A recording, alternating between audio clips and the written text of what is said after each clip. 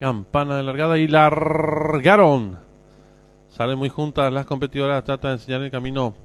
La participante número 2, espléndida, pequeña ventaja sobre la número 5, Cuñá Chingolí, gana terreno por fuera la participante número 6, Storm Marioneta, quedando en la tercera ubicación ahora la número 3, Coronada Star. Les contaba los primeros metros de la prueba, la número 5, Cuñá Chingolí, cabeza de ventaja sobre la número 6, Storm Marioneta, tercera expectante se desempeña la número 3, Coronada Star, cuarta viene accionando la número 2, espléndida, en la quinta ubicación por dentro la número 1, La Chuchi, cierra la marcha la número 4, Preciosa de las competidoras de la primera carrera, se aprestan a hacer el ingreso a la recta final. Últimos 400 metros para el disco, la número 5, Cuñá Chingolí intenta la disparada, lo hace con cuerpo de ventaja sobre la número 6, Storm Marioneta, que va en su búsqueda. En la tercera ubicación se desempeña la participante número 3, Coronada Star, gana terreno al fondo, la número 2, Espléndida, descuenta ya los últimos 200 metros para el disco, sigue la lucha delantera, la número 5, Cuñá Chingolí, cabeza de ventaja sobre la número 6, Storm Marioneta, que va en su búsqueda. Tercera por fuera se desempeña la número 2, Espléndida, descuenta ya los últimos 150 metros para el disco, sigue la lucha delantera, por fuera el 2, por dentro 5, pocos metros para el disco, domina por fuera el 2, Espléndida y Juan Figueredo, cuerpo de ventaja sobre la número 5, tercero el 6.